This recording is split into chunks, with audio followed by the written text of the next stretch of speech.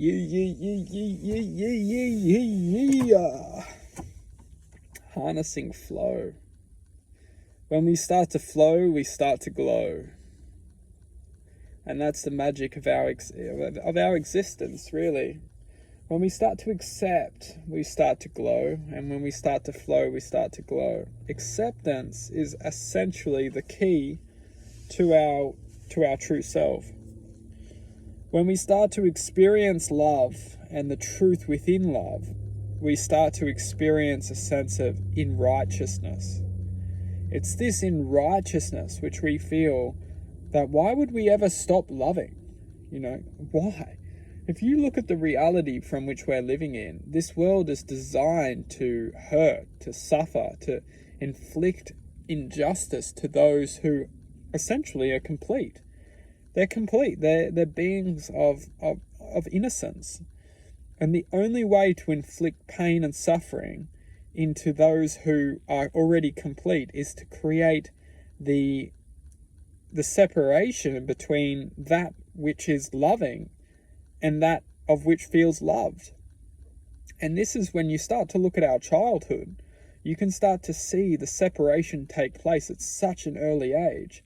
We can actually start to see that we're being separated from our love from such an early age. And it's absolutely distorted that this psychotic awareness can actually take away innocence at such an early age. It's actually very, very, very, very distorted. And if you look at the reality of this world, the construct of our reality, especially when in terms of like our control system and the way that the education system, it's really designed to maximize efficiency when it comes to distorting the innocence of our children. And the way this is done is by separation. Now, if you look at the construct of our reality, we're all designed to actually have to sustain ourselves. We're designed to have to support our families, and we're designed to have to essentially support our families. And in order to support our families, this means that we need to get stuff done and not all the time be with our families. And what's very interesting is that when we start to actually sell ourselves to this reality, which we all have to do because it's the construct of reality, we must go to work and we must achieve the daily things in life. We almost put society itself at the hands of the innocent, which is our children.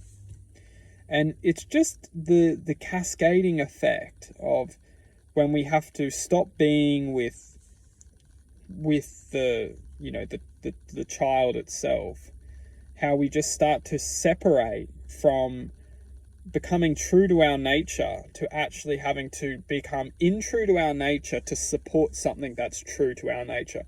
What's true to our nature is the truth of existence. And if it means a child, if that means somebody we love, if that means something we love, that we actually have to disconnect from, and not disconnect, but we have to sell ourselves or sell the truth of this